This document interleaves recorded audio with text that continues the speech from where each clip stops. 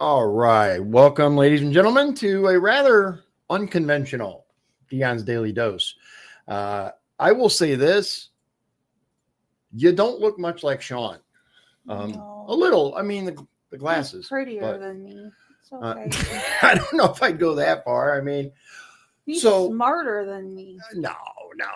Okay, so look, he's more educated on the government. The federal level. Especially the federal level. But that's okay, because you know what? I think it would be good from a uninitiated perspective, right? You haven't, first of all, thanks for being on the show. I think it's better than me just, scrolling down through just people staring at your face and nothing else. But, as adorable as I am. Their face.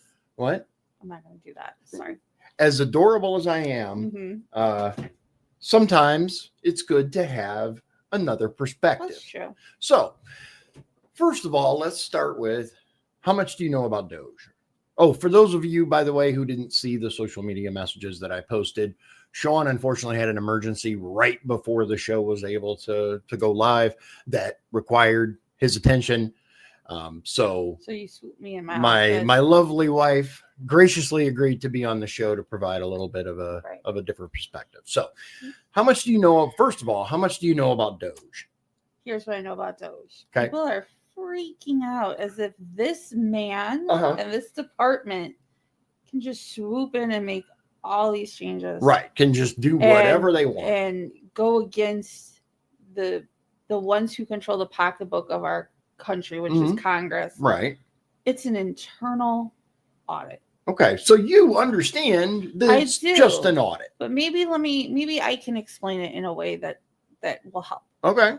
When you decide, we need to save money for a vacation. I need to save money because I just want to build my savings, whatever the case may be. Right. Okay. Typically, normally you should look at your spending, figure out what's going where. Am I paying for a subscription I'm not using? Am I door dashing too much? Where is the money going and what's it going on? That's all this is. Companies do it all the time. Right. They do internal audits. They find out where the spending's going. They make a report. They present it to whoever it is, whether it's your bank statement, that's the report, or the accounting department. Right. Here's what we're spending. Here's our budget. Here's the percentages. And he's making a report and giving it to the government officials who will then use that to make the budget. Right. In order to cancel, like, for example, extraneous expenses that we, the American people, are not in favor of. And I'll say obviously not in favor of, because Donald Trump won handily. Yeah. It was a resounding message. So I figure what we'll do, we'll actually get it. Have you looked at the DOGE.gov website more than just briefly? I've gotten breakdowns, like, here's what DOGE found today. But no, I haven't looked at the actual site. So you haven't actually gone into the site and looked at No. We my middle son and I last night did a little bit of a cursory examination of it, but tonight we're going to do a far more in-depth dive onto it, for lack of a better term. Okay, so let's see here. I'm going to see if I can. That did not do. Okay, no, that's all right. So go to your browser, type in doge.gov. Actually, as a matter of fact, hold on. Let me change. Bookmark? Well, yeah, I'm going to change how I do this, though. Give me just 1 second, because it's not sharing up. Excuse me. It's not showing up the way that I wanted it to when shared. There we go. That's how I want it. Okay. Now, I'm going to put us at the bottom so you guys can see. Just straight to doge.gov, doge.gov. And this is where it takes us. Okay. All right. So when you first land on this page, the first thing here, the first page you land on is the basically X feed of doge.gov. It shows their posts. And very simple website. It is. It is very, very straightforward and very simple. And then, of course, there's the follow on X button. Yay. One of the interesting things, put us down here again. If you look up here, it says that Department of Government Efficiency, which is DOGE, right at the top, an official website of the United States government. Under Department of Government Efficiency, the people voted for major reform. And this is not the first time that something like this was actually going to be done. It was cheered on when President Clinton. Absolutely. It's not the department, but it started with an R. And Mm-hmm. there's actually video of him saying, we're going to cut what's wasteful. We're going to trim the budget. Mm-hmm. And it was applauded. Elizabeth Warren. They all got when behind she it. first got elected back in 1842 or right, whatever it was all for looking at cutting wasteful spending. Mm-hmm. Everyone's for it. Yeah. Till they get into it. Well, yeah, here's the thing. Everyone's for it until it's time to put up or shut up, right? Or until the other party suggests it. And I'll even say this. I know that there were a lot of votes for and against Rand Paul's most recent trim the fat. Yep. Both parties voted yes and both parties voted no. So look and see who voted no. Exactly. Pay attention, guys. Pay attention to people, to your elected representatives. Pay attention to how they vote. Pay attention to how they treat their department heads and people who report to them. Pay attention to all of this, because your recourse is the ballot box. Senator Kennedy voted to trim the fat, and he voted for the Rand Paul. Yep. So we were talking about him yesterday. So if you look here at the website, right, we can scroll down and there's lots of claims, right? Like, for example, here, Lee Zeldin had said, update, I just canceled another 21 wasteful DEI and environmental justice grants with the help of our amazing DOGE team, racking up $67 million more in savings. Okay. DOGE said, good work by Zeldin EPA. This was yesterday at 12:36 a.m. Today's contract update, 95 cancellations with savings of approximately $115 million, ceiling value of $235 million approximately, including 2 USDA contracts. What are these contracts for? $265,000 for a, quote, food and nutrition service 3-day leadership retreat in Atlanta. That is not for the kids. And another $30,000 for, quote, Malaysia study tour facilitation services. That's not even a complete song. Right. It's at best, guys, it's money laundering, in my opinion, at best. At worst, it's fraud and outright stealing from you, the American taxpayer. That old joke when you see the budget is $30 million for a hammer. Right. Really, yeah, they're not spending $30 million for a hammer, $50 million for a flashlight. They're shuffling that money to where they want it, right, with no oversight. And that's really what it's about, is the oversight. We want to know where our money is being spent. Right. And a lot of the backlash I'm hearing, they're not saying that he's wrong. They're not saying he's incorrect. I know there's that thing with the whole cobalt language. Yeah. But other than that, they're not saying he's wrong. They're not saying he's not right. So, they're saying, how dare you tell us what to do? Right. So let's talk about that cobalt thing, because that's one of the things that I've seen kicking around for a little bit. The claim is that the reason there are people who are 150 plus years old on the Social Security rolls is because the programming language that they use to create the spreadsheets to create the programs to monitor this stuff is COBOL, COBOL. It's an older programming language. And apparently there's a date thing in there that either if you leave it blank or the default setting or something, it sets to that. So that's the explanation. However, I'm seeing a lot of counters of that with, even if that's the case, you have to leave the date, the birth date portion blank. So we're not getting the real information anyway. I heard something about, if that was the case, when Y2K, the fear that it's going to wipe the computers, it would have wiped that. I know that they totaled it up to 21 million numbers, 20 million numbers. And then they were saying, where did 20 million voters go on the last election? That's a good question. Is that reflective of those 20? Like, do those tie together somehow? That's a really good question. And why are we not upgrading our computer language and usage? Right. And that's another thing. It points directly to the inefficiencies at the government level. Okay. So let's start up here. Savings, right? This takes us directly into a huge list that says, let's balance the budget. DOGE's total estimated savings are $55 billion, which is a combination of fraud detection, deletion, contract lease cancellation, contract lease renegotiation, asset sales, grant cancellations, workforce reductions, programmatic changes, and regulatory savings. They're working on uploading it to a digestible and fully transparent manner with clear assumptions. But right now, it just has the top 10 agencies' total contract savings, right? Which we can't click on. But if you scroll down on this page right here, there is a wall of receipts. It's very easily readable. And I think so. And we're not going to go through every single receipt.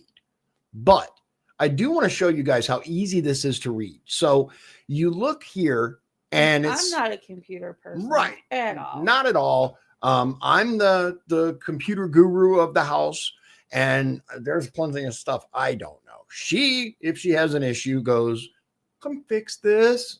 Right. I did fix my problem yesterday fix once, when the cat laid on my keyboard and turned up to 1600% magnification. Yeah. I fixed that. But you had to come ask me how. I know. But I still did it. But you did it, yes. So here's an example, right? Right here in the center of the first thing, $850,000 in Bloomberg subscriptions. That's a lot of subscriptions. What's the average cost for one Bloomberg? That's a good question. Like, how many subscriptions is that? And that's not the right word. Right. Subscription. So what's nice about this that I actually like is if you click on it, it brings up just this little box, right? But if you click down here, view on FPDS, it will bring up the actual contract, a screenshot of, right?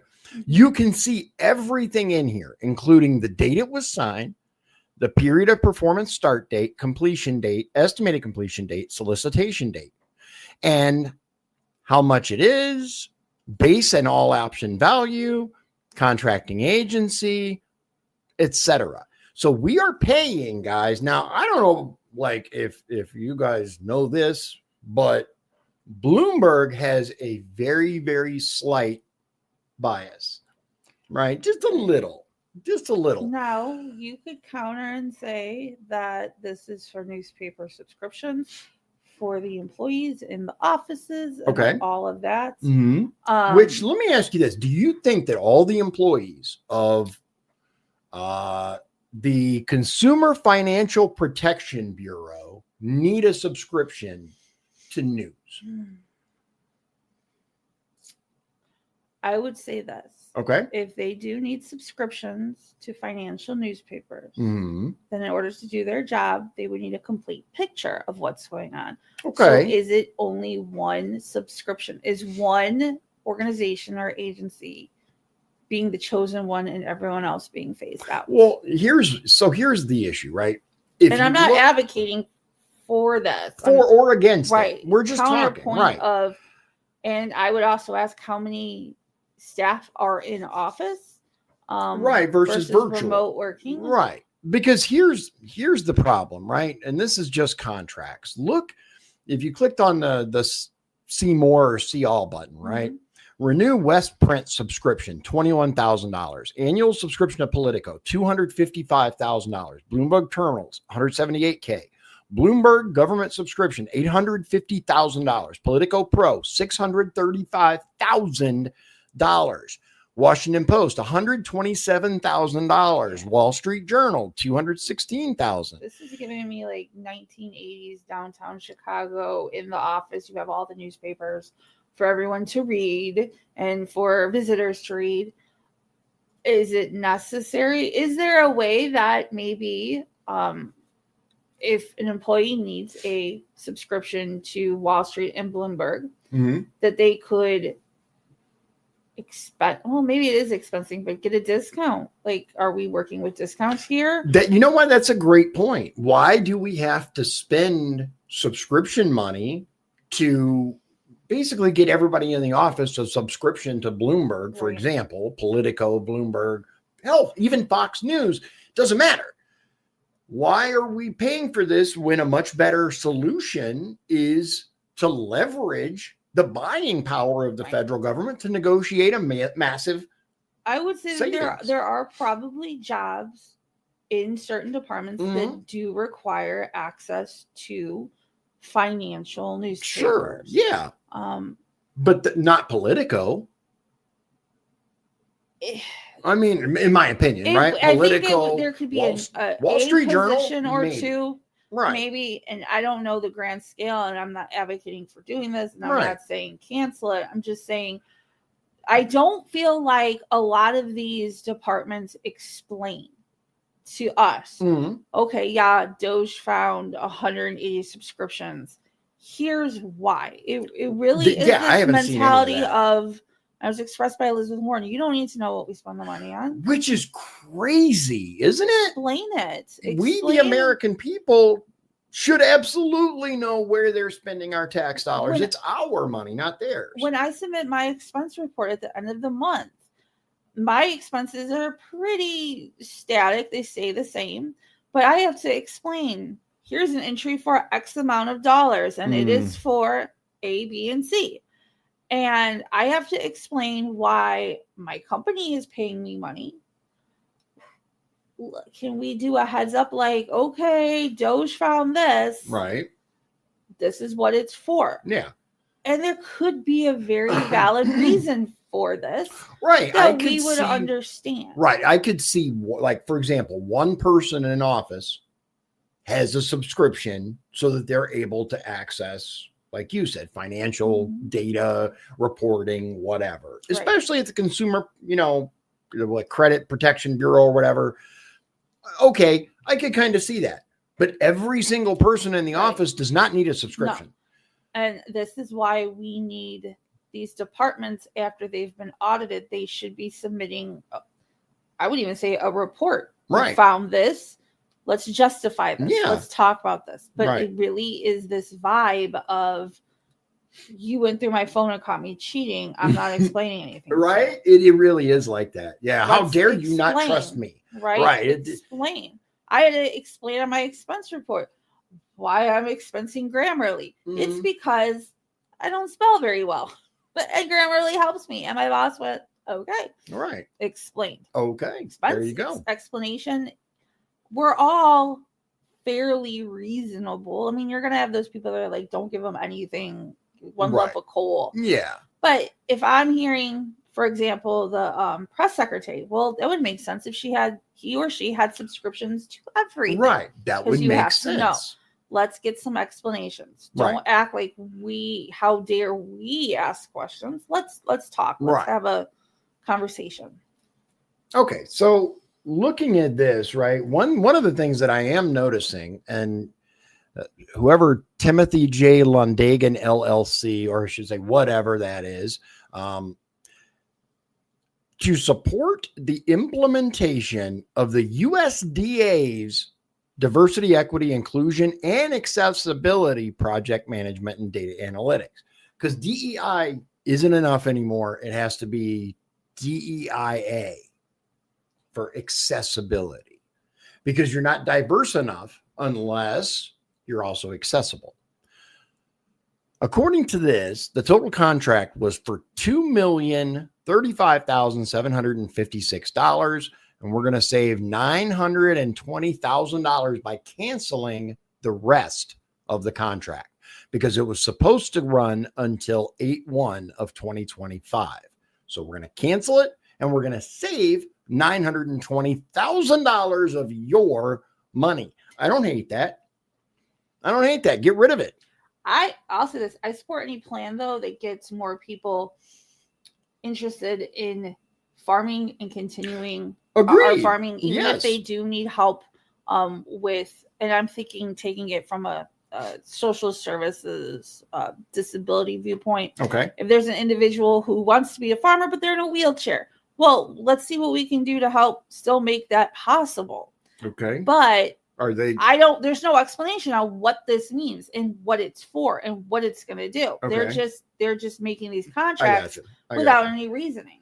So here's another example of that. AMA Consulting LLC, DEIA Assessment and Training Services, $25 million. And it goes on and on and on. DEI. And then, of course, we have an LAC gender equity facilitator at the Department of Agriculture, $31,940 that we saved. And go to the one right below it. Yep. Hold on. No, down. Okay. Tell me. Down. Oh, this one? Mm-hmm. Yeah. South Asia Climate Change Mitigation, Adaptation, and Resilience Expert Services for Forest Service IP. Management. This is going to Management and Engineering Technologies International, Inc. $279,675. Why are we not able to save any money? Because the contract completed January 30th. This makes no sense. Exactly. This is why are we spending money? First of all, why are we spending money on South Asia's forests in the first place? Climate change, adaptation, Forest Service crap in South Asia. I don't care about South Asia's forests. I care about the ones here. It goes back to, this is not U.S. aid. Right. A lot of people thought it was U.S. Yeah, it was USA. USAID. USAID, exactly. Which the whole goal of this is to spread the message, to spread us democracy nationwide. Right. I find it's really hard for me the people who are now defending this and saying that this department should go on as it has. Just a little while ago, they were saying how this is the worst country in the world. Right. And we're so backwards and we need to be like other countries. Which is it? We're so backwards. This is the worst place in the world. We should be like other countries. Or we have to spread our reach all over the world. You cannot have it both ways. Okay, so for 5 months, I'm looking at this one here, okay? We have a contract for $546,772, over $500,000. And what is this going for? USDA Office of the General Counsel, Politico Pro, and E&E News subscription renewals. Okay.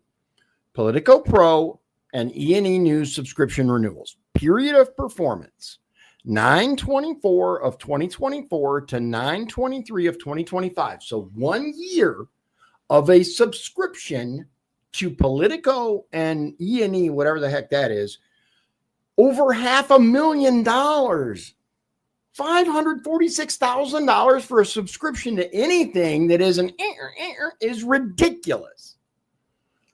I'm just saying. So obviously that's a joke. It's ridiculous amount of money for any kind of subscription.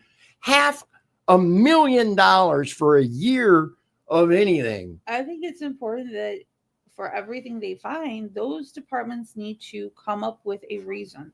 Oh yeah, we're not getting any reasons. No, so we're of course left not. To run to. We're getting our worst imagination. Exactly the worst thing our imagination can come up with. Here's one for DiversityCom Inc. for $500,000 for advertising. For what? Right. Again, they need to answer.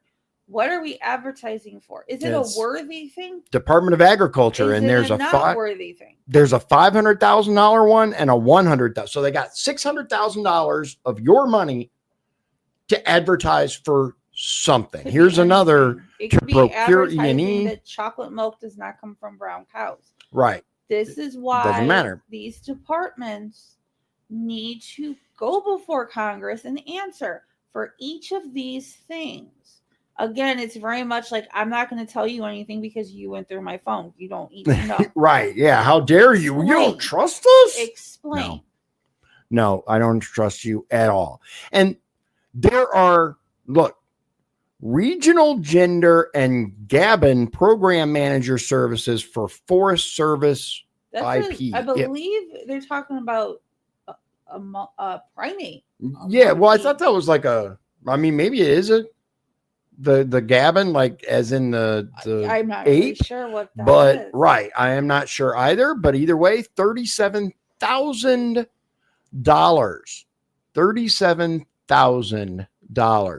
for a month and a half of whatever it is.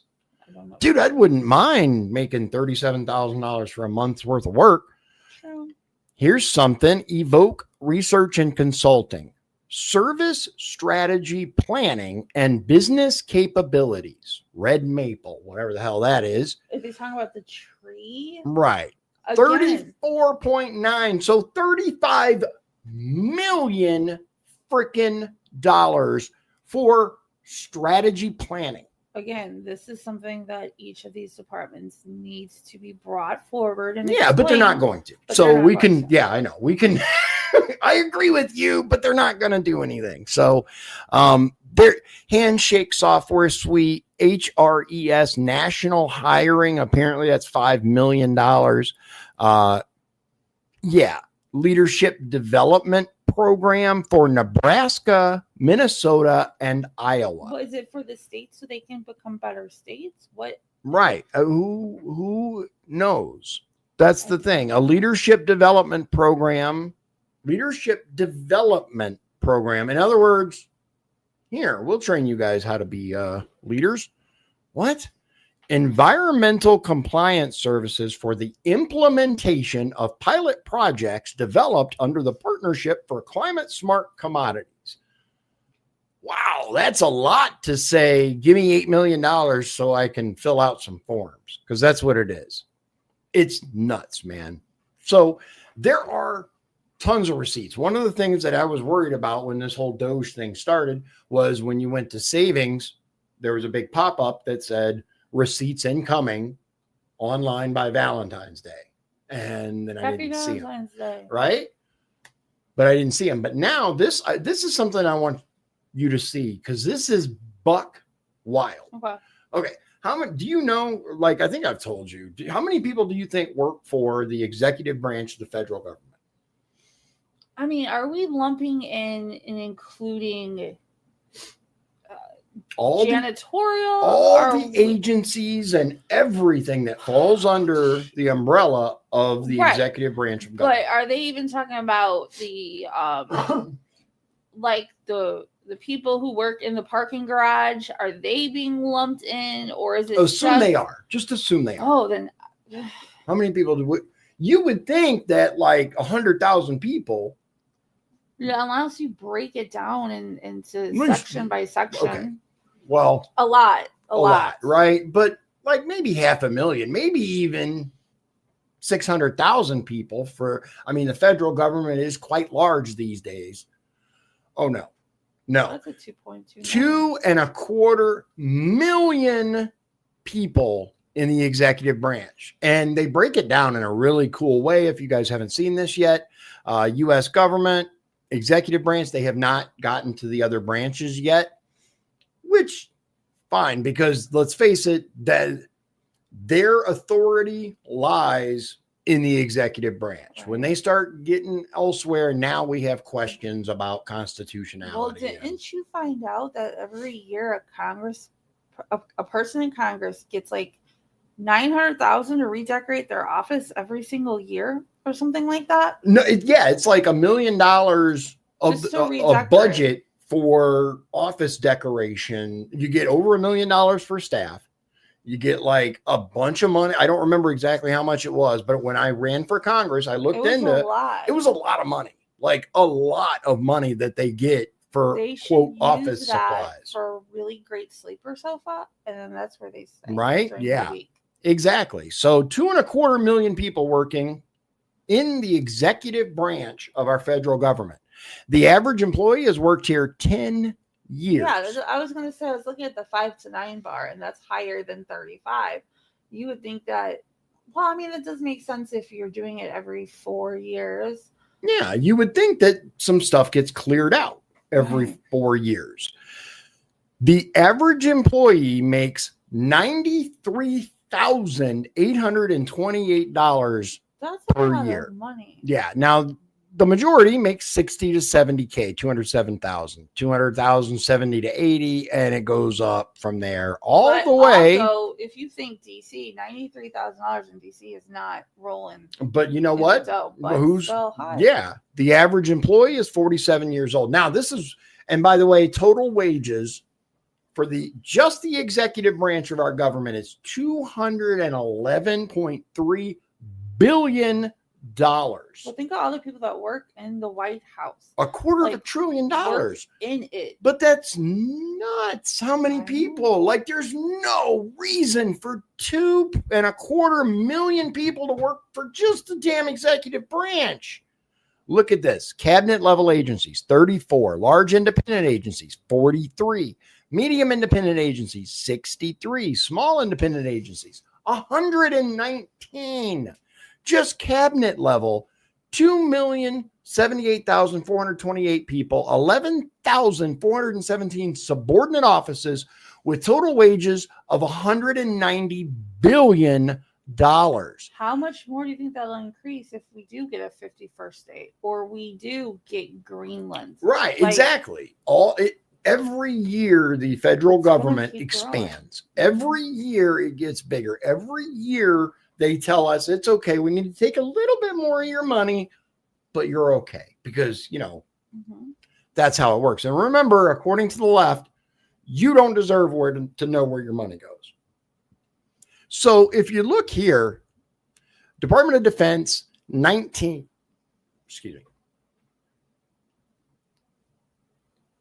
it's got these and then Unified Combatant Commands. Are they 12 of those? Classifying all of the military as executive? No. Okay. This is just the Department of Defense, right? Which is different than, see, you got Secretary of the Army, and then you got Office of the Secretary of the Army, and then the Army Staff, right? So Office of the Secretary of the Army, you have the Office of the Assistant Secretary of the Army, Acquisition, Logistics, and Technology. Office of the Assistant Secretary of the Army, Civil Works. Assistant Secretary, Financial Management and Comptroller. Installations, Energy, and Environment. Manpower and Reserve Affairs. And then you have Office of the General Counsel. This is just one. Look how far down we are. Boop, boop, boop, boop, boop. And we have, again, an office full of people. They don't even have the workforce data for this yet. But this is insane. Well, look at the small independent agencies. Let me throw a counterpoint to you. If we're the powerhouse of the free world, okay, can we run it small? We absolutely. So look at how much bureaucracy there is, right? And we've talked about this before as far as the deep state or the unelected bureaucracy that either slow rolls, fast rolls, or blocks agendas, right? These people say, oh, we're not going to make this happen. It's about freaking time that we got a president who said, no, you're going to make it happen, and is letting people go that don't. Now, this is buck wild, right? So anyway, if you guys, by all means, visit this site, look into this. They have not done the judicial or legislative branch yet. But if you click, look through these agencies. I would say it definitely makes you think and question a lot. Exactly. And you know what? That's good. All other BS aside, right? Whether this is effective, ineffective, whether this is necessary for the United States government to be this big, this is a great, easy to digest way for the average person to look and go, how big is our federal government? And really get an idea of the scope that we're talking about here. Because look, we haven't even, hold on, there's one more thing I wanted to see. Let's see. Large independent agencies, is that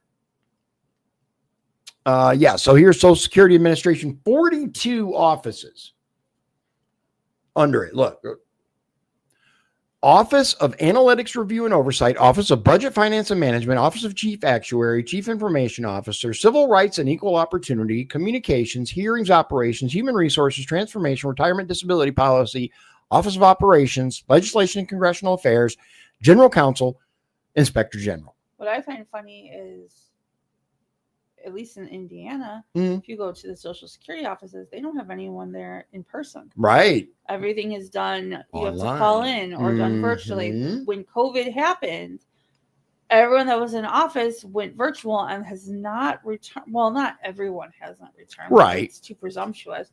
A large portion hasn't returned. So how do we still have all these people when no one is? That's a doing good anything? question. Exactly. So if so many people are still working virtually, Mhm. right? Number one, freaking why? Get your ass back into the office. Like, well, you don't go to the office. You work Don't from go to home. the office. But that's But the it's way been the set job that started. way. Yes, That's it's the been way like that the from day job. one. Yeah, that's the way you were hired. Look at the Department of Justice, guys. 116,613 people with 318 subordinate offices with total wages of $5.7 billion. Underneath the DOJ, the Attorney General, right? Deputy Attorney General. Look at all that. Bureau of Prisons, Executive Office for U.S. Trustees, Office of Justice. For one, I would say look at what can be combined. that's what I was going to say. Look at all of the different tons of offices that we have, right? It has grown and grown and grown and gotten to the point to where good luck finding the office that you need Right. in order to actually fix something. So here's something you're familiar with: Health and Human Services, right? Mm-hmm. 91,058 people with 923 subordinate offices in the Department of Health and Human Services. I would say that number is probably bigger because Medicare is federal, but Medicaid is state. That's all lumped under Health and Human Services. So each state has its own set of offices. Yeah, but that doesn't fall under the executive branch. That's state level. But it's So all it's not a branch off of the Department of Health and it Human might be Services. it might be a branch off, but it's not at the federal level. It doesn't Right. fall under the executive True. branch. So it's not like here. So for example, Office of Medicare Hearings and Appeals, Office of the Inspector, which has 6 subordinate offices, Office of the Inspector General, which has 10, Office of the Secretary, 28, operating divisions, 22, Program Support Center. So Medicare Hearings and Appeals, right? You have 22 Deputy Chief Administrative Law Judge offices, 6 Office of Management Executive Director, which is Division of Financial and Administrative Management, Human Resources, Management Information Technology Division. And they're still populating this. But Deputy Chief Administrative Law Judge, now this is Medicare Hearings and Appeals, which is very, very important. Let's be absolutely clear. I am Yes. 100% in favor of Medicare for the people who are entitled to it. Mm-hmm. But the question is, do we need an Albuquerque field office, an Arlington field office, Atlanta, Cleveland, Miami, Kansas City, Irvine, Denver, Nolens, Phoenix, and Seattle? Would counter that if we maybe had more field offices, the process could be smoother and it could move quicker. Because if you look at let's take the New Orleans field office. Okay. That's not just New Orleans. That's New Orleans That's and correct. everything around it, Mm-hmm. which slows things down. Okay. Perhaps, right? And I don't know. I'm not going to pretend I do. I don't know the full process of like applying all the hoops that it goes through and then this judge and that judge and all that stuff. I have no idea. But why don't we just streamline the process and then you shouldn't need it's a federal agency, which means my thing is everything should either be in Washington, D.C. or spread out all over the country individually. We don't like. And also, I would say this too.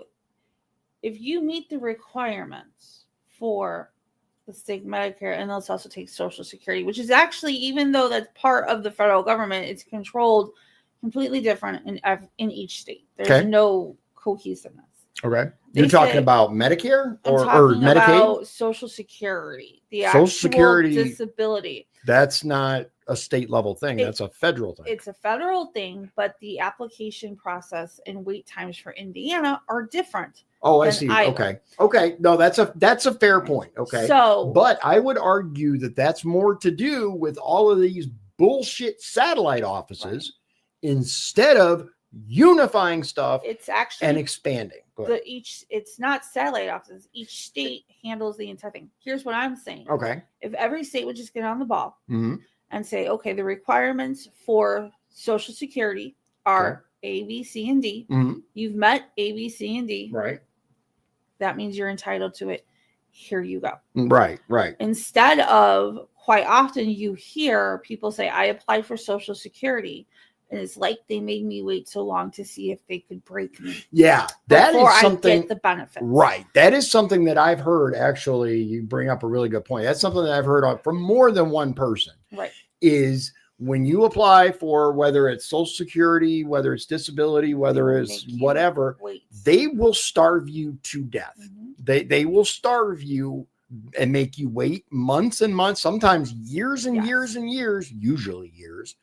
And there's they basically take it right up to the line because there's there's some kind of time limit that they have of like 5 years. It's almost like they want to see if you'll just give it up and go to work and go back to work. But Indiana is one of the worst states to apply for and be given Social Security. Whether it's now, this is not, I reached the age of 65, 70, whatever. I'm ready to go. This is actually your disability, whether it's you're hurt at work or you're born disabled. Okay. Why don't we have each state on board following the same, and this is bureaucracy, following the same rules, the same timelines, the same this. Right.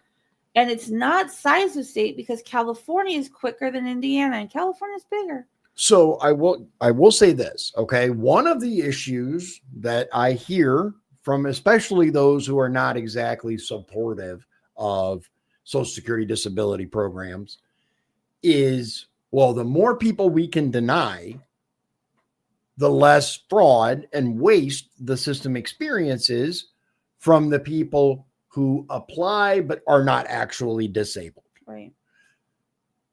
So if they can make it stretch out, then those people who are not actually disabled can get their asses off the couch and go to work if they want money. So then same counterpoint could be said, oh, well, you're 72 and you want your disability. Can't you wait another 12 months? If you wait another 12 months. Well, it's not disability at 72. You're talking about retire Social Security. Right. Yeah. But why? You're 72. Can't you work another year? Yeah. There are set guidelines and set rules to make that say you qualify if you have this injury, if you can't do this, if you can't do that, if you've reached this certain age.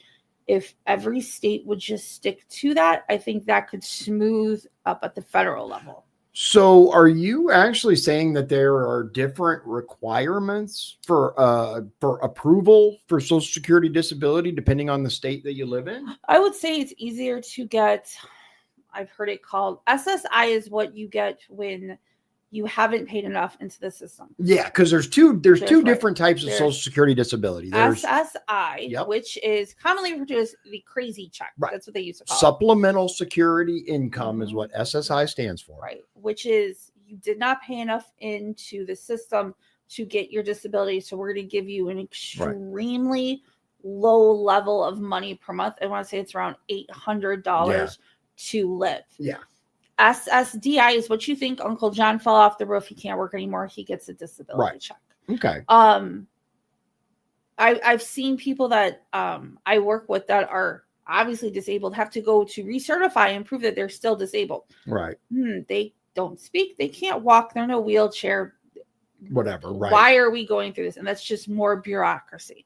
Okay. Why are we going through this stuff? Why are we making Dave prove he's disabled by having him attend 6 hearings and 5 different doctors that the Social Security office pays for when he can't walk? He cannot work. So I would argue that one of the, and I guess we're getting a little into the weeds on Social Security. But I think it would smooth up at the federal level if the states could get it together. Right. I agree. We're not going to go too much harder in this. But here's so we're in the cabinet level agencies here, right? Department of the Navy, 40. Department of State, 80 Why of these is there a sub-offices. Department of the Navy, a Department of the Army, a Department of the Armed Services? Right. But yeah, let's go back to that. All be together? That's a great point. So we have the Department of Defense, right? Right. Department of the Navy, Department of the Army, Department of Veteran Affairs. Yep. Department of Homeland Security. And then Department of State. Those could be one, it would be a large office. But the Department of State is already freaking massive. Look at this, guys. 14,316 people are employed by the Department of State. $1.9 billion a year that you and I spend on these people's salaries. The average employee makes $129,803 a year. I wouldn't mind a salary like that. I'm sure you wouldn't either. Look at all this crap. Bureau of Global Health Security and Diplomacy with 46 subordinate offices under that. Bureau of Intelligence and Research, 31 under that. We will go through these. Bureau of Legislative Affairs, 10 under that. Then, of course, Office of the Chief of Staff, Counselor of the Department, Deputy Secretary of State, D. Deputy Secretary of State, D-MR. I'm not sure what those are. Executive Secretariat, SES. Office of Civil Rights, S/OCR. Office of Diversity and Inclusion. Okay, so I see what the, okay.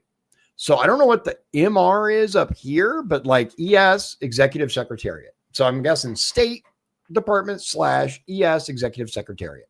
How about Office of the U.S. Coordinator for the Arctic region? Oh, yeah. Yep. There you go. They have their own office and apparently their own bureau.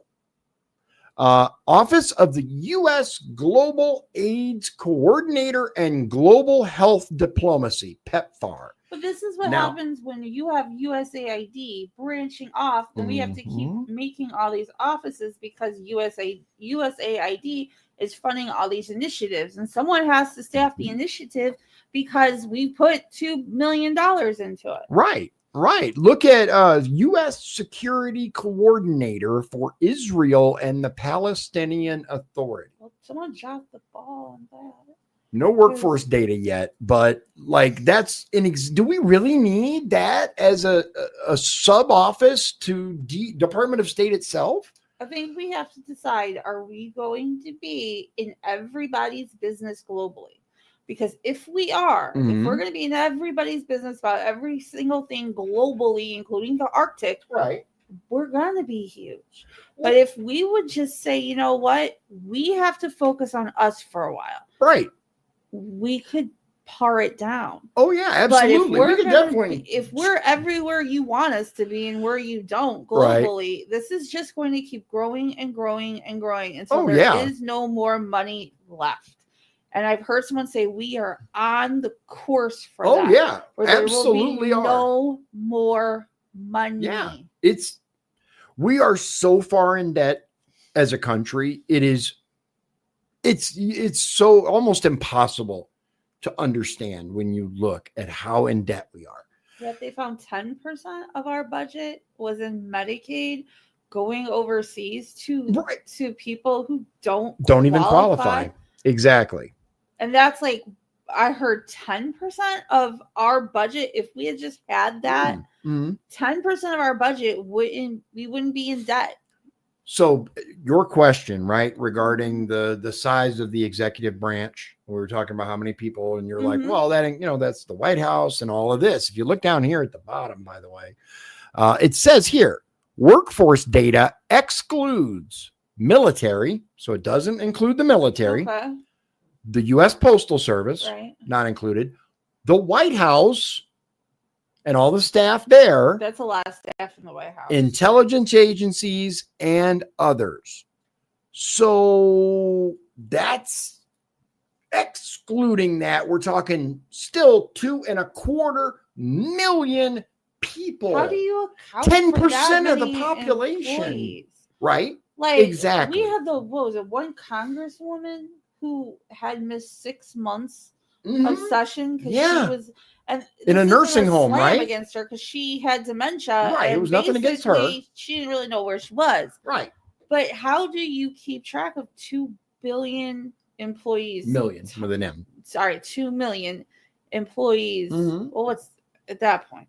But yeah, time sheets, attendance, benefits. Exactly. There's no way you can be efficient. And so that's why those people that are like, well, that's why there's all these sub offices. So look at giggity Office of the Legal Advisor 69, bro. Look, here's an example of what we're talking about. Office of the Legal Advisor. They don't have the workforce data. This is a really quickly thrown together thing, but look at this. This is an example that we have our hands in everybody's cookie jars. Everywhere.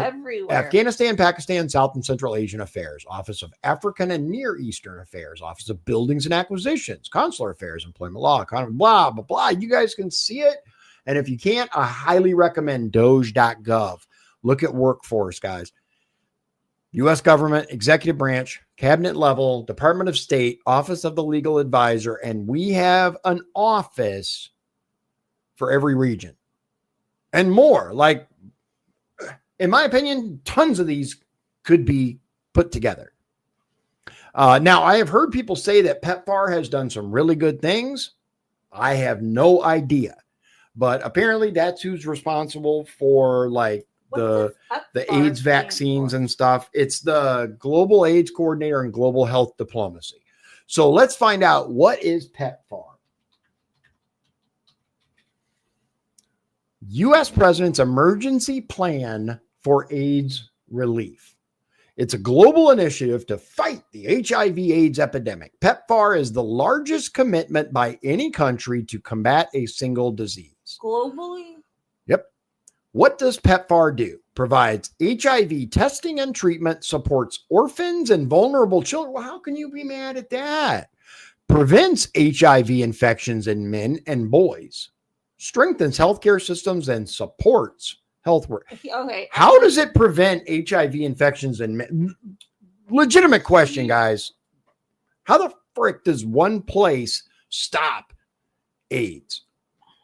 Well, it doesn't, because we still have it. Yeah. So my thing is, and maybe I'm too isolationist in my thought process. Okay. I'm not. Here's the thing, and I'll say it. I'm a nationalist. You know why I'm a nationalist? Because I care about my nation. I want the United States to succeed.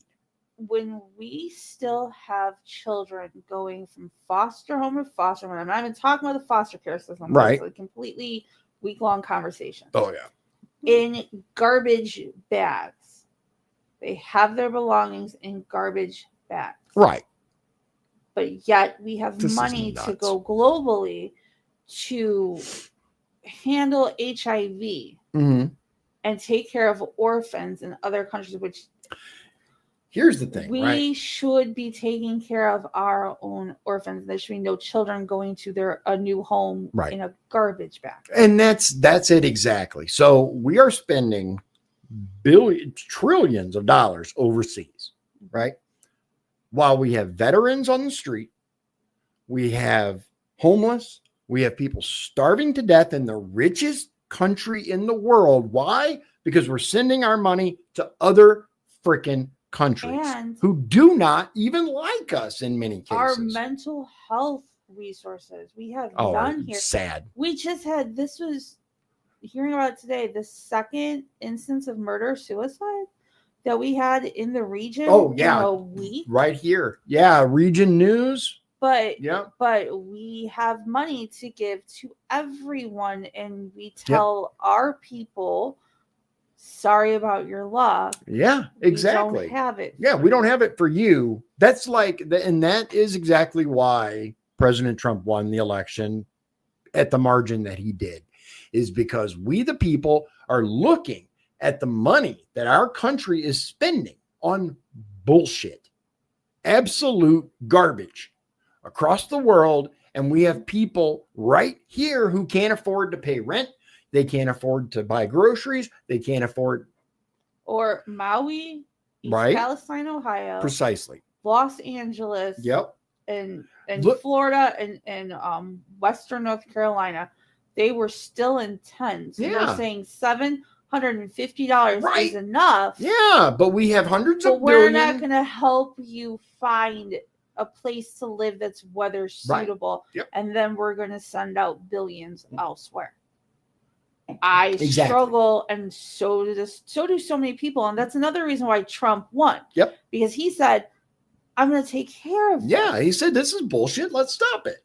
And you can be mad that he talks that way, but J.D. Vance and him had gone to Western North Carolina and found housing when they were forgotten, and we carried on and watched twerking on stage for a presidential candidate and send this money over here and do this money with this. It's time we can fix our own problems. Yes, we can. The problems that we sit here and say, I wish I didn't see homeless on the street. I wish our veterans were taken better care. I wish we could be energy independent again. Right. We can do all that. Yep. My heart goes out to those in the world that do not have what we have. Right. You cannot make decisions and run your lives on feelings and emotions. Right. If we did, we would all be 3 years old, because that's what toddlers do. That's exactly it. So look at this. United States mission to the United Nations. Now, these are all sub-offices: economic and social section, executive section, host country affairs section, legal section, political section, military staff section, management and reform section, management section. There's a management section and a management and reform section. 2 independent offices: public affairs section, security section, and Washington section, because it needs to be different, apparently. Let me show you this real quick. There are literally days worth of information if we were to go line by line, and I'm not ruling it out. You guys let me know if you'd like to see that. But I want to show you this. Doge days. Yeah. But let me show you. If you guys have not seen this regulations tab, this is nuts. Ready? Prepare yourself. Doom, doom, doom. Here we go. This is the unconstitutionality index. This is the number. So you've heard the left whining and crying about unelected people, right? Nobody elected Elon. Nobody elected Elon, right? This is the number of agency rules created by, what's that? Unelected bureaucrats for each law passed by Congress. In 2024, 18.5 rules per law. In 2024, there were 18.45 rules. How many rules? 3,250, 3.25K. 100 for only 176 laws. Go ahead. Let's not even make this rules. Let's make it laws. There's what? I want to say 2,000 active gun laws on the books.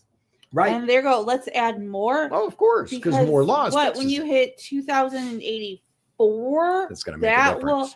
Right. So, also, if you want to drink or purchase raw milk, you cannot. It's a regulation and a rule. Yeah. Not a law. You can't drink raw milk. Right. Now, raw milk is milk that hasn't gone through the pasteurization process. Right. Why not? It's. And one thing that I want to clarify for those of you who maybe your gut reaction to hearing that is, well, because pasteurization, whatever, was developed and it's there for a reason. It's to keep you safe. It's whatever, right? Bear in mind, ladies and gentlemen, that the FDA is the one who's supposed to regulate our food and drugs, right? They're perfectly okay with red dye number 5. They're perfectly okay with many other things, which, as you know, you guys see the commercials. Have you or someone you love been affected by X medication? Yeah. They approve all of that. If you want to drink raw milk, this is America. Who cares? And you Accept know what the it risks. is. Exactly. Drink raw milk. Knock yourself out. Check this out. Code of Federal Regulations. 98.68 million total words. 98 million words. That's a lot of words. And remember, ladies and gentlemen, ignorance is not a reason. Ignorance is not an excuse. You will still, if you didn't know you were speeding, it doesn't matter. You're still speeding. Find that in the 28 or 98. Yeah, in the 98.68 million words. Find the law or the rule. 215,000 total sections of regulation. And as you can see, boop, boop, boop, boop, boop, it keeps growing. Federal regulations by agency.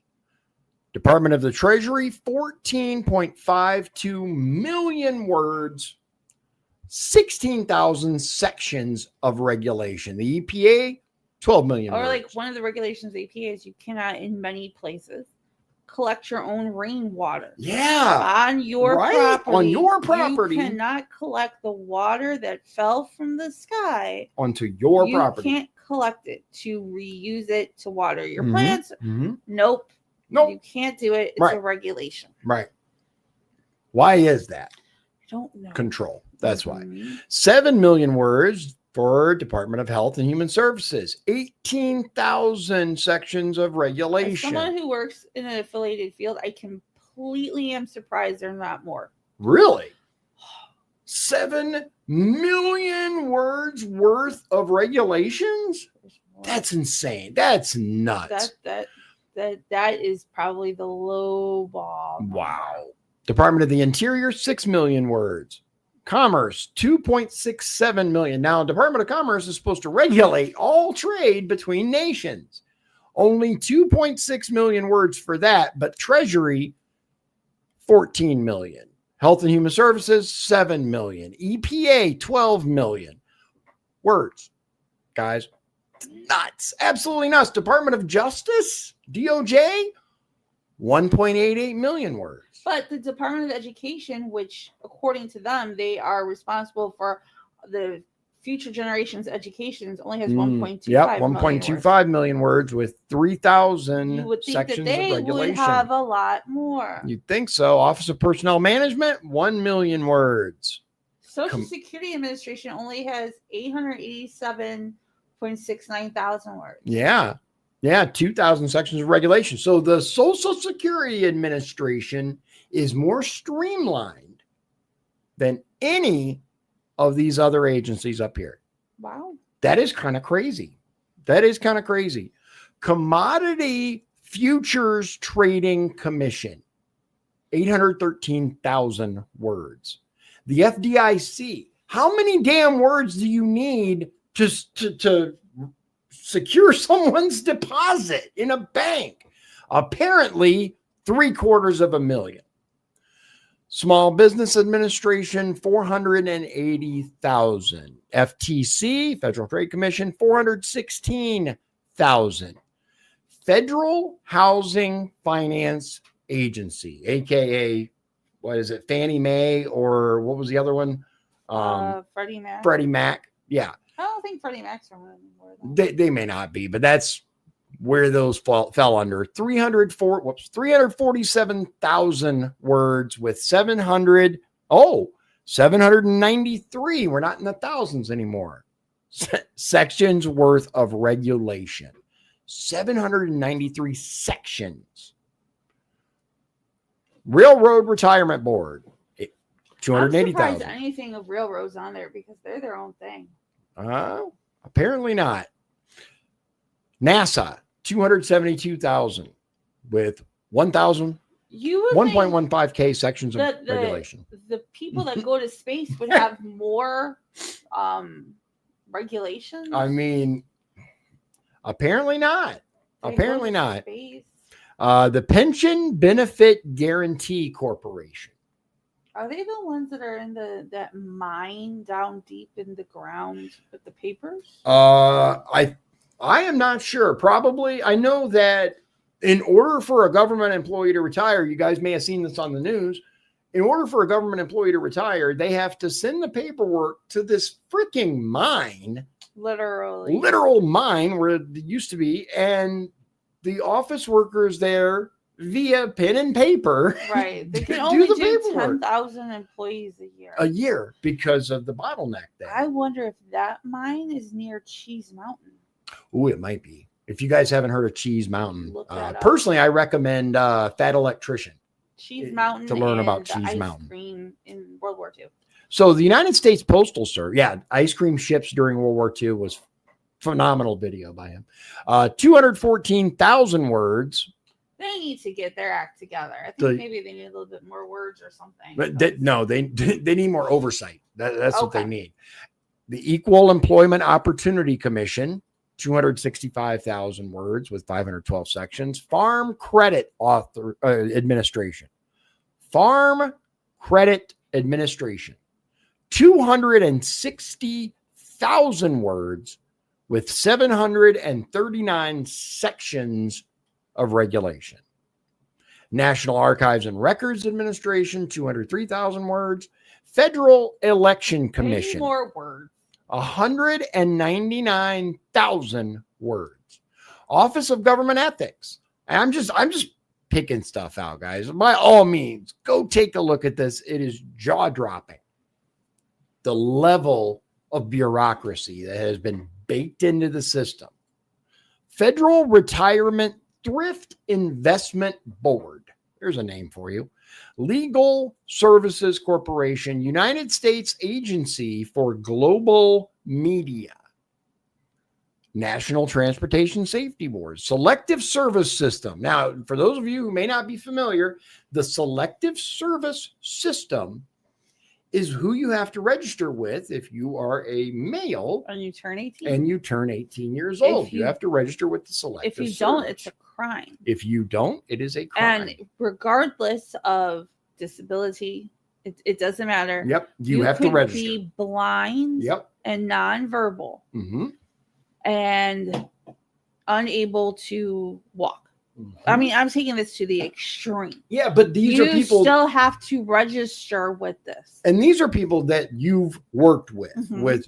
For those of you not familiar, my wife is a Medicaid waiver case manager, which means she deals with those with intellectual and physical disabilities, some of which are very extreme. Yes. And we have to tell parents, and they'll be like, well, what is that? I'm like, well, that's if there's a draft. We're gonna come take your baby. Our boys signed up. It's just something all boys have to do. Yep.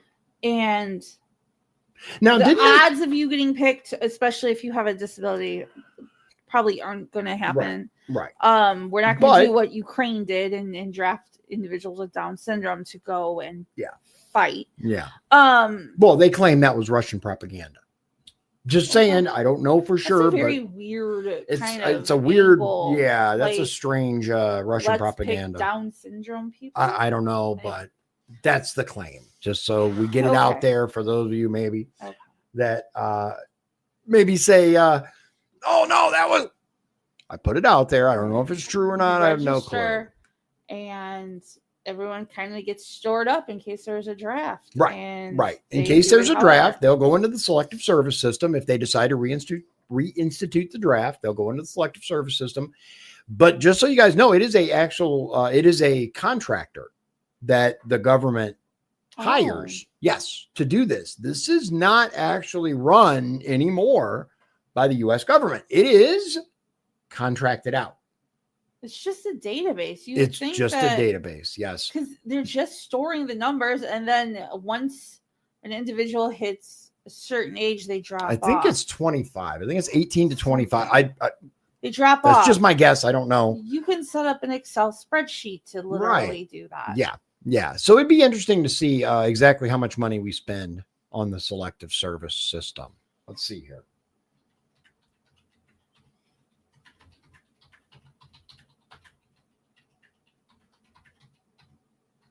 typing is getting so much faster. It is, isn't it? Whoops.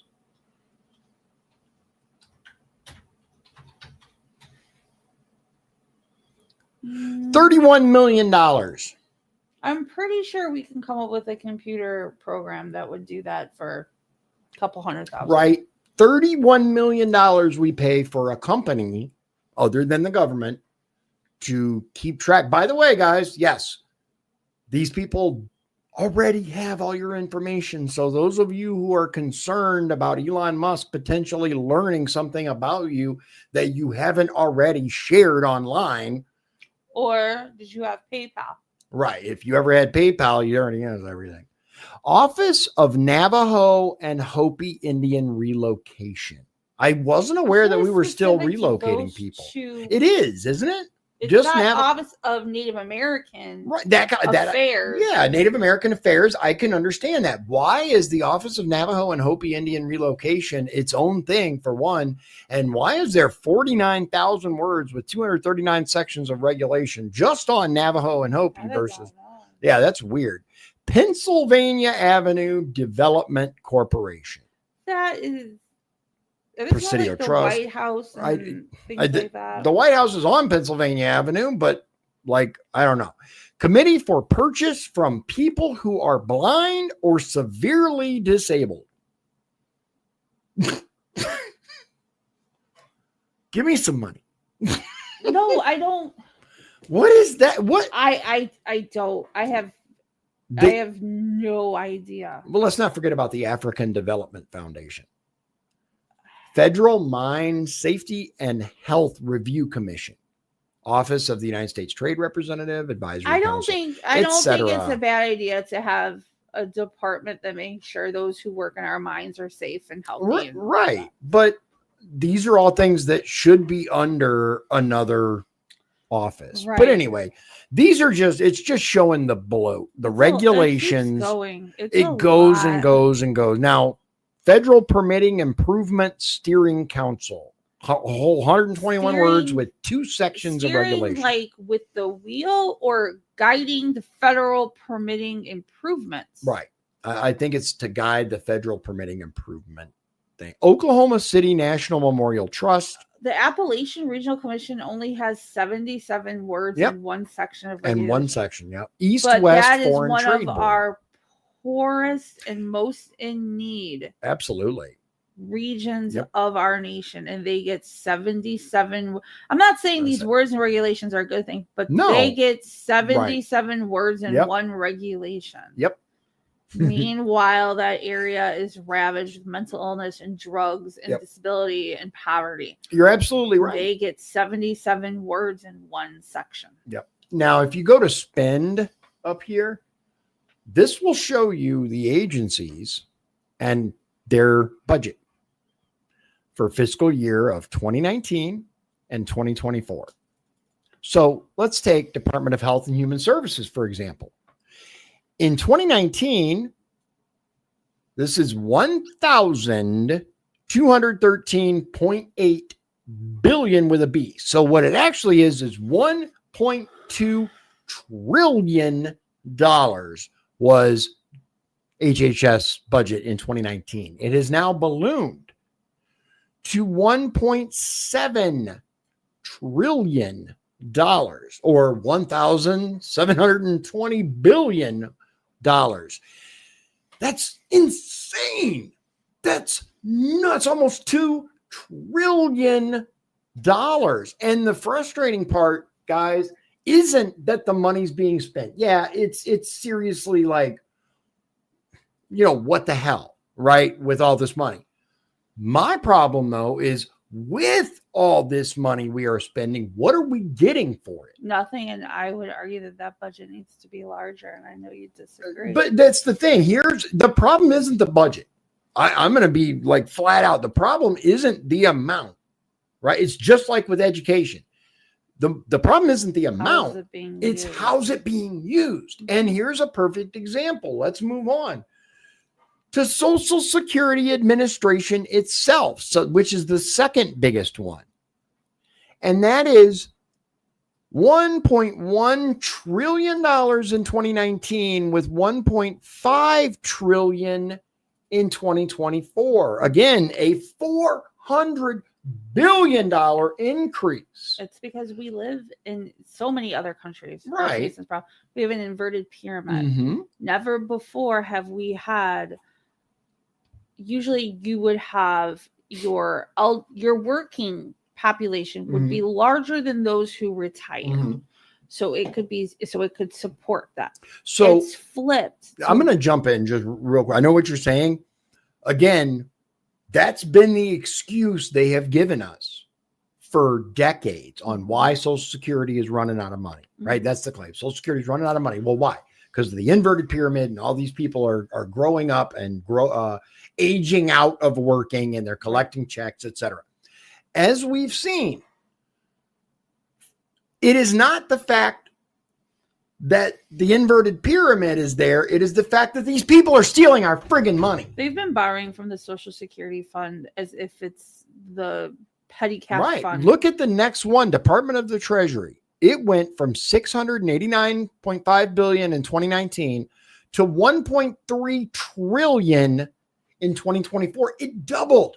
Yeah, our Department of Defense is not the top. Yeah, Department of Defense, which like you would it would think be the top but one. here's the thing: the Department of Defense spending does not actually include the military.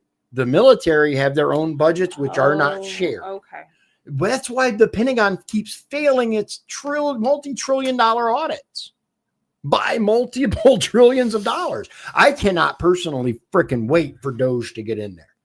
To the Pentagon? Oh yeah. Oh, okay. Oh, yeah. Start digging in, see where our money went. As you guys know, whether related or not, it is a convenient coincidence. You guys know how much I believe in coincidences. That a lot. Right around 9/11, the Pentagon also failed a multi-trillion-dollar audit. That's all I'm saying. That's all I'm saying. Make your own assumptions. It's the saying that whenever something happens, weird. I'm not going to take natural occurrences. But whenever something happens, like a bridge collapse, also don't focus 100% on that bridge collapse because something might be going on over here. Right. Focus in different areas. Yeah. Just keep your eyes on everything. Try to be aware of as much as you can, but at the same time, unplug now and then. Take a breather, whether it's stepping away from social media, the news, whatever. Take time for your mental health because it can be kind of nuts. Dark. And we're seeing that more and more with people who are upset about these last few weeks. Right. Exactly. Just take a breath. Yeah. Yeah. So look at this Department of Veterans Affairs, right? Department of Veterans Affairs. That is the VA, period. That is where the money is supposed to go to take care of our veterans, whether it's for benefits, whether it's for mental health, whether it's for housing. That's one of the only ones that I'm like, okay, yeah, budget higher, right? $199.6 billion. So just say $200 billion in 2019. It has almost doubled with $325 billion. What are they doing with that money? That's my question, because I don't know about you guys. I have a few veterans as friends, and I have not seen an improvement in quality commensurate with the amount of change. I will say, though, that one really good thing that happened, and Congressman Yakam did it, is if you are a vet and you are having a mental health crisis, and it would take, and unfortunately, if it would take 3 days, which is in a mental health crisis, it should be 3 hours. Right. But I agree. 3 days, longer than 3 days to get help, you can go to either other VAs and or the hospital or private mental health. Yeah. And the VA covers that. Yeah, I will give. I got to give a shout out to Rudy Yakam on that, because he did right. But you shouldn't have to wait 3 days for a mental health. A mental health crisis is. I need help now. You need help now. Before. Yeah. Exactly. So, and this is what we're talking about, guys. The Department of Education, $104 billion in 2019, now up over $268 billion Do you guys believe realistically that the quality of the education system in this country has markedly improved from 2019 to 2024? Absolutely not. I would argue the opposite. I would argue that it has deteriorated. Look at the colleges, look at the high schools, look at the videos online of people who are randomly polled, who don't even know the capital of their own state. And they have no idea how the government works. And that's not saying that they're not, that it's anti-teacher. No. Or that teachers aren't doing good jobs. Look at some school systems. I mean, we could look at, if you watch The Wire, for example. The Wire is a really good show. They only want you in school for the first 2 weeks. They get their funding, then they don't care, and it's a pipeline to prison. It's a pipeline to prison. There are school systems that are like that. That are like that, absolutely. And it's one reason why Trump called out Baltimore. What's really funny is The Wire and other programs have called out Baltimore as being a cesspit of corruption. Right. But when Trump does it, it's wrong. Department of Transportation in 2019, $80 billion. In 2024, $117.4 billion.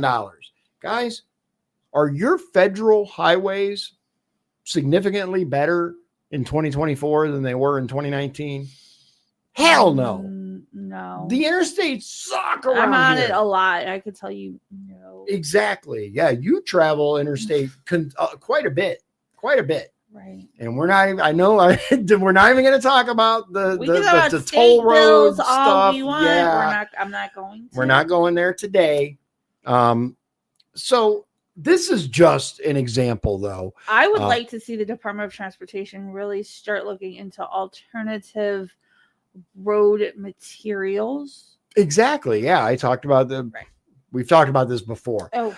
Yeah, the judicial branch. All the time. I don't know what gets talked about. So legislative branch, $5 billion in 2019, $6.8 billion in 2024.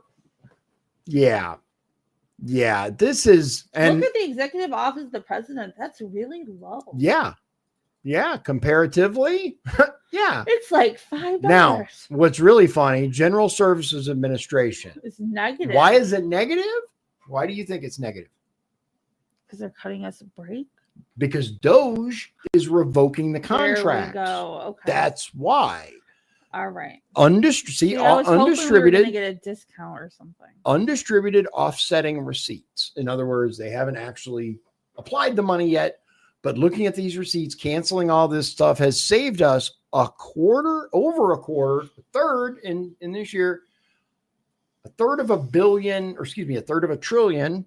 That's a good savings. It is $330 billion. Now it talks about revenue sources, individual income taxes, right? Mm-hmm.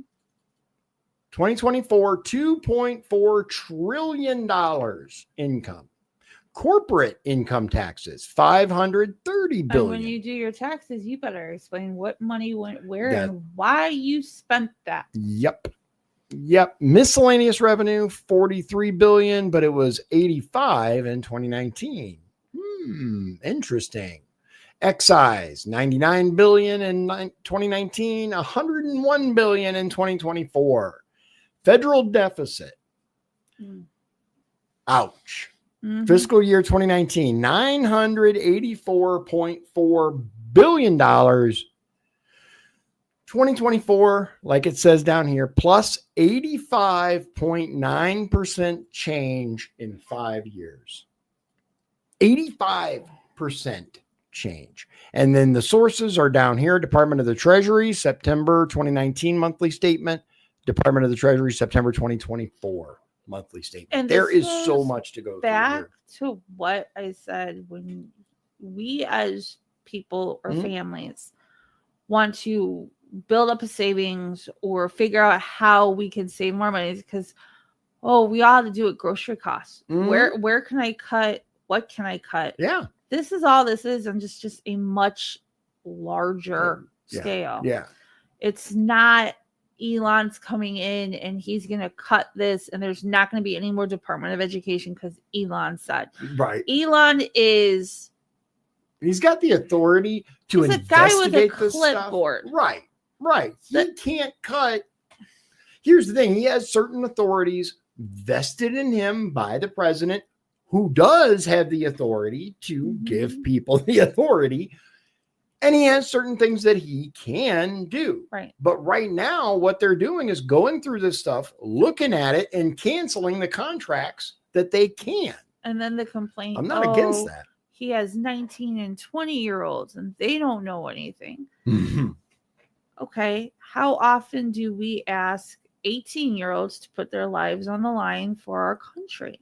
If they're mature enough to do that, then... And I would argue I would say they're mature enough to do this. If we say that children are mature enough to make their own medical decisions across the board on a lot of things and not tell their parents and make life-changing decisions at 9, 10, 11, and that's okay. Yeah.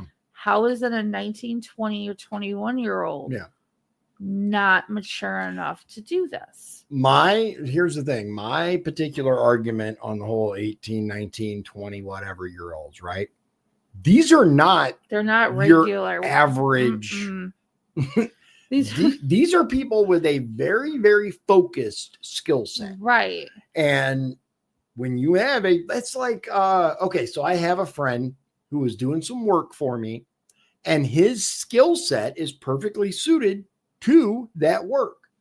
Whereas I would not ask my other friend whose skills lie elsewhere to do this type of work. Elon did not round up.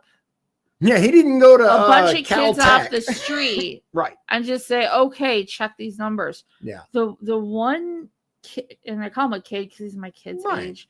I'm at that age where every kid is my kid's age. Right. That's what happens when you get old. Created a program to scan burnt up rolls of scroll from Pompeii to this is not like my 23-year-old who is into cars and bodywork and video games. Yeah. This is a different type of person with a different type of mind and knows how to manipulate and use our technology, our AI, like it's supposed to. Right. Right. Don't freak out. You're going to hear all the time, Elon's cutting this, DOGE is going to destroy. All they're doing is looking at the books and making a report. That is all this is. This is a deep dive audit that we've wanted for so long. Don't let the media tell you that we're going to wake up tomorrow and Elon's a shadow president and everything is going to be gone. Right. Because that's not what this is. And so there's the claim, right, that Elon's little boy, X or whatever. Is the Antichrist? I've heard that. I haven't heard that one. What I have heard is that he said Trump's not the real president. He's 4. Right? He's like 4 years old, and his man. name's like X4Q, whatever. Right. But he's 4. Do you know the crazy things I've heard from 4-year-olds? Right. They're 4. They're 4. They say some off the wall stuff. And probably to him, his dad is probably like his hero. 4. Most little kids, dude. Hell, even big kids.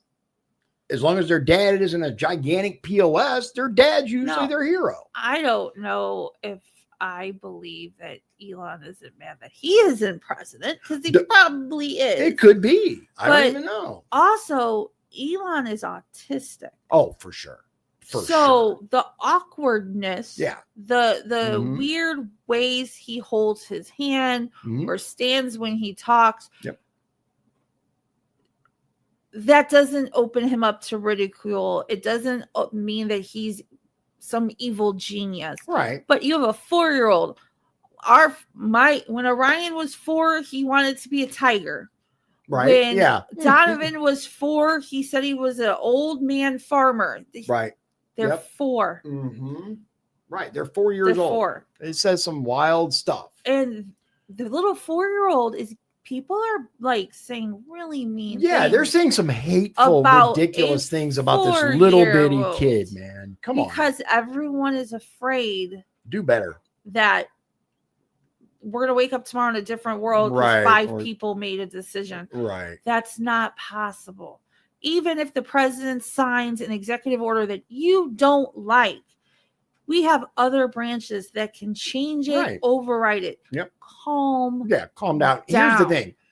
look at the composition of our government. There are more than enough people who hate Donald Trump that if he does anything unconstitutional, they will absolutely stand up and make the American people aware. The problem, though, is they've cried wolf so many times at this point that Trump's this, that Trump's doing that.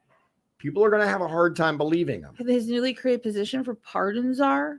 Oh yeah, that was awesome. That was awesome. If you guys haven't seen, I just saw this today. He has created basically a position in the federal government for the lady, I forget her name, that Kim. If you guys remember during his first term, Kim Kardashian, her begged President Trump to pardon this one lady who was spending life in prison for like a minor marijuana offense. Something like that. It was crazy how nuts this case was. But he looked at her case. He decided to pardon her.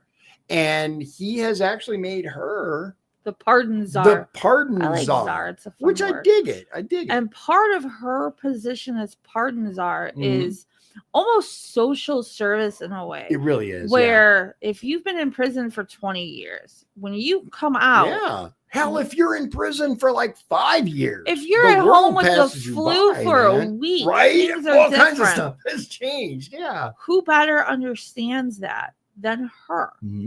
And this is a woman who's African American. So where's the I hate women? Trump hates women. Yeah. Trump hates anyone who isn't white.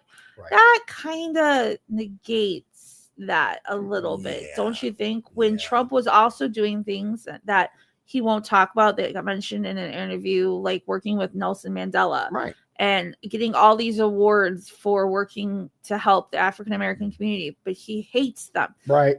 I'm going to show you guys up here on the right in the DOGE.gov website is the About button. Now I want to show you guys something cool, and we're going to finish on this. What this does is take you to the whitehouse.gov page. Okay. Of basically the White House's announcement that President Trump signed establishing and implementing the president's Department of Government Efficiency executive order, which was signed January 20th, 2025. It's not that long. It's long enough. But I want to read this to authority you. vested in me. That sounds like you're about to marry someone. Right. By the authority vested in me as president, by the Constitution and the laws of the United States of America, it is hereby ordered.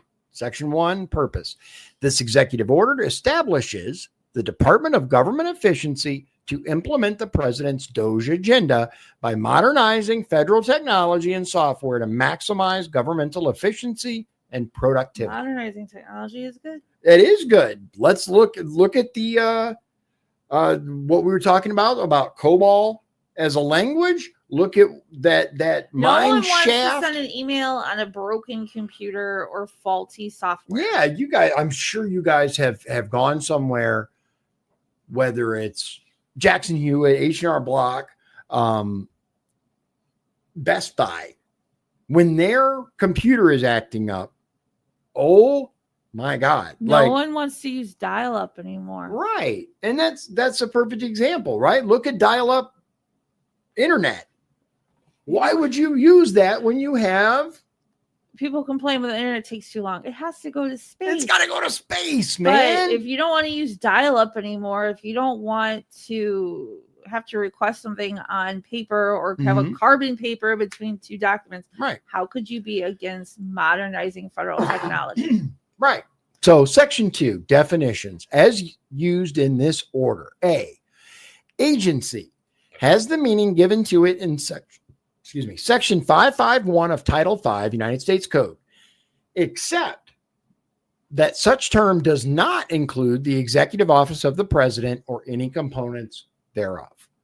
B, agency head means the highest ranking official of an agency, such as the secretary, administrator, chairman, or director, unless otherwise specified in this order. Not a secret second president, right? Just that agency. Section 3, DOGE structure. A, reorganization and renaming of the United States Digital service. That's right, ladies and gentlemen. DOGE was not created out of nothing. He didn't just poof it into existence. An office called United States Digital Service already existed.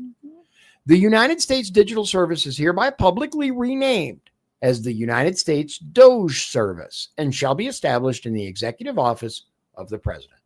B, establishment of a temporary organization. There shall be a USDS administrator established in the executive office of the president who shall report to the White House Chief of Staff. There is further established within USDS in accordance with Section 3161 of Title V, United States Code, a temporary organization known as the U.S. DOGE Service Temporary Organization. The U.S. DOGE Service Temporary Organization shall be headed by the USDS, United States Digital Service Administrator, and shall be dedicated to advancing the president's 18-month DOGE agenda. The U.S. DOGE Service Temporary Organization shall terminate on July 4th, 2026. And agenda doesn't mean my secret evil plan. It literally just means this is what we're going to do. Right. This is that's Every the next thing president, we're going to do. every president has an agenda. Any meeting, it's like, think of a meeting agenda. Right. That's what they're talking about. That's what they're talking about. Agenda is not right. The things that they want to implement. Mm-hmm. Joe Biden, or well, his puppeteers, his puppet masters, they had an agenda as well. The termination of the U.S. DOGE Service Temporary Organization shall not be interpreted to imply the termination, attenuation, or amendment of any other authority or provision of this order. C.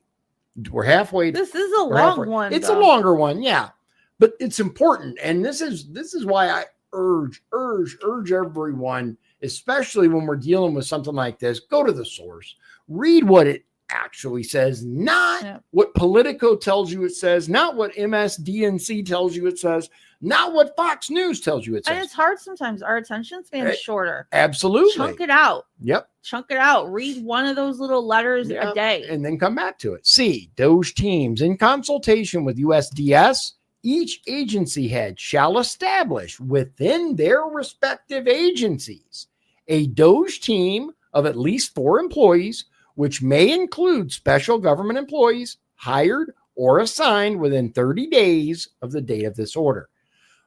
That just means he wants this done at every level. And I'm reading ahead a little bit, but it really sounds like the goal is for the DOGE team to meet with a team from each Department of Agriculture. Can we get there first? Okay. Agency heads shall select the DOGE team members in consultation with the USDS administrator.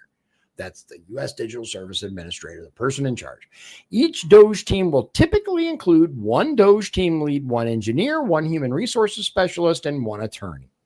Agency heads shall ensure that DOGE team leads coordinate their work with USDS and advise their respective agency heads on implementing the president's DOGE agenda. This means if we're all misunderstanding the Department of Agriculture and what these contracts are and why they should have them in newspapers, form your team and meet and let's talk about what all this money is going for. There's a clause right there. So it's not Elon makes all the decisions. Exactly. But they're not doing this.